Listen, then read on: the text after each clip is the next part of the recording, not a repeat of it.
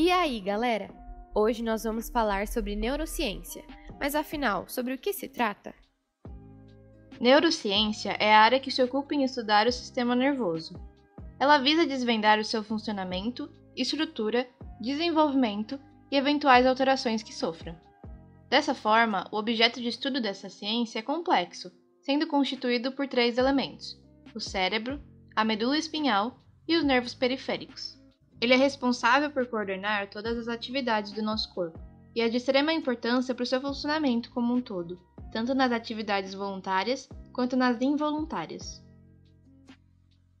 O termo neurociência surgiu recentemente em 1970, mas os estudos do cérebro humano são de muitos anos atrás, datam desde a filosofia grega antes de Cristo. Isso se deve ao fato de que esse é o órgão mais complexo do corpo humano, constituído por milhares de células. Os filósofos da Grécia desenvolveram teorias sobre o cérebro através de simples observações. Já os romanos iniciaram seus estudos dissecando animais. No século XVIII, levado pelo Iluminismo, surgiram os primeiros estudos mais aprofundados do sistema nervoso. A teoria da evolução de Charles Darwin também contribuiu significativamente para o entendimento da estrutura e funcionamento cerebrais. Mas foi o surgimento de tecnologias como o raio-x e a tomografia computadorizada que otimizaram as pesquisas na área e inauguraram efetivamente a neurociência. Atualmente, a cibernética também tem oferecido contribuições para essa disciplina, principalmente por meio da neurociência computacional. O seu principal objetivo é compreender e imitar o funcionamento do sistema nervoso para o desenvolvimento de máquinas que auxiliem o ser humano em diversos campos. Na neurociência básica, é possível realizar experimentos em laboratórios com células individuais e estudar a reação de camundongos e macacos em laboratório.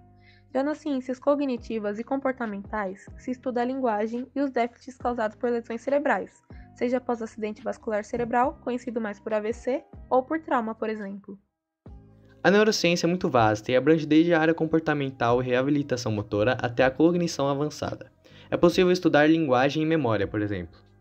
Um fato sobre essa área é que os estudos em animais podem facilitar esse tipo de pesquisas, que por vezes em humanos não é possível ou não pode ser feita por alguma questão ética. Existem diversas neurociências, dependendo da condução e objetivo que motivam o estudo do sistema nervoso. Mas em todas essas áreas, o cérebro é considerado em uma perspectiva unitária, já que em todos esses processos mentais têm influências físicas e as questões físicas alteram o indivíduo a nível emocional. Existem 5 campos de estudo da neurociência, sendo o primeiro deles a neurociência comportamental. Ela observa a consciência e de que maneira o inconsciente afeta as decisões tomadas por cada indivíduo. Envolve questionamentos profundos e relativos à identidade das pessoas. O outro campo que temos é o da neurociência cognitiva, que foca mais no pensamento, memória e dinâmica do aprendizado. Ela também estuda a parte da percepção e sensação, seguindo pelo seu registro e acesso pelo eu inconsciente. Seguindo, temos a neurofisiologia, que combina com a neurociência ao estudo das partes do organismo e a sua interação, que inclui investigações sobre o sistema nervoso central e o periférico. O outro ramo de estudo dessa área é a neuroanatomia, que pelo nome podemos perceber que é integrada à anatomia. Essa sub-área se dedica ao conhecimento sobre a organização e estrutura do cérebro, medula espinhal, nervos e terminações nervosas. E por último, mas não menos importante, temos a neuropsicologia, que consiste na análise da base cerebral para respostas e atitudes complexas do organismo, incluindo distúrbios cognitivos, emocionais e comportamentais. Agora, já sabemos sobre o que se trata a neurociência, mas qual é a sua relação com a verdade? Pode parecer assustador, mas a realidade é um jogo da mente. Pesquisas neurológicas têm mostrado a capacidade do cérebro de enganar as pessoas, tornando a percepção do mundo uma experiência bastante individual. A distância, por exemplo, pode ser medida com precisão por equipamentos, mas quem define o que é 1 centímetro, 1 metro ou 1 quilômetro são os neurônios de cada um. E por último, mas não menos importante, temos a neuropsicologia, que consiste na análise da base cerebral para respostas e atitudes complexas do organismo, incluindo distúrbios cognitivos, emocionais e comportamentais. Agora, já sabemos sobre o que se trata a neurociência, mas qual é a sua relação com a verdade? Pode parecer assustador, mas a realidade é um jogo da mente. Pesquisas neurológicas têm mostrado a capacidade do cérebro de enganar as pessoas, tornando a percepção do mundo uma experiência bastante individual. A distância, por exemplo, pode ser medida com precisão por equipamentos, mas quem define o que é 1 centímetro, 1 metro ou 1 quilômetro são os neurônios de cada um. A explicação oficial para a percepção do que é grande ou pequeno, perto ou longe, está na forma como o cérebro processa as informações capturadas pela retina em um determinado campo visual. É necessário entender como a percepção, um conceito estritamente subjetivo, se relaciona com o cérebro, que possui uma abordagem amplamente estudada pela neurociência cognitiva, por exemplo. Entretanto, as evidências atuais indicam que a percepção é um processo ativo onde o cérebro constrói e edita suas percepções por meio de fatores biológicos, mas regido por fatores históricos e culturais. Mas afinal, qual é o conceito de percepção na filosofia? Duas grandes concepções sobre a sensação e a percepção fazem parte da tradição filosófica: o racionalismo e o empirismo. Os racionalistas baseiam seus conhecimentos integralmente na razão, por isso atribuem à matemática grande valor como instrumento de compreensão da realidade. A mente humana é, no racionalismo, o único instrumento capaz de chegar à verdade.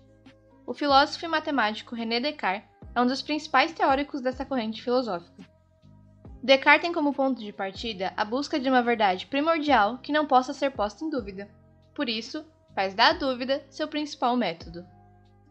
A alucinação, o engano dos sentidos, os erros, tudo isso faz com que não seja possível encontrar a menor segurança no mundo. Assim, se põe a pensar que tudo é falso, duvidando de todas as coisas.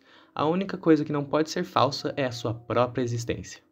A principal argumentação de Descartes consistia na consideração de que se pode pôr em dúvida a realidade de seu próprio corpo e a realidade do mundo exterior, mas não pode duvidar da sua própria existência, já que para duvidar é preciso existir. Por isso, se conclui que o ser é uma coisa distinta e independente do corpo e da realidade externa. Já o conceito de percepção na visão da neurociência refere-se à capacidade nos seres humanos de associar as informações sensoriais à memória e à cognição, de modo a formar conceitos sobre o mundo e sobre nós mesmos, e orientar o nosso comportamento. Dessa forma, a percepção é dependente dos sentidos, mas, diferente deles, o que a torna uma experiência mental particular. Por outro lado, ela envolve processos complexos ligados à memória, à cognição e ao comportamento. Um dos aspectos fundamentais da percepção, e que a diferencia das sensações, é a chamada constância perceptual. Nas operações sensoriais, cada posição de um objeto produz uma imagem diferente, mas para a percepção, trata-se do mesmo objeto. Como se pode saber que uma cadeira continua sendo a mesma cadeira, mesmo que seja vista por trás ou por cima, bem ou mal iluminada, vazia ou ocupada por uma pessoa que encobre parcialmente? No entanto, nessas diferentes condições, as imagens que chegam na retina são diferentes. A principal argumentação de Descartes consistia na consideração de que se pode pôr em dúvida a realidade de seu próprio corpo e a realidade do mundo exterior, mas não pode duvidar da sua própria existência, já que para duvidar é preciso existir. Por isso, se conclui que o ser é uma coisa distinta e independente do corpo e da realidade externa. Nesse caso, podemos relacionar a linha de pensamento da neurociência com o subjetivismo. Como o próprio nome indica, ele limita a validade da verdade ao sujeito do conhecimento. Assim, conhecimento humano depende de fatores que residem no sujeito cognitivo.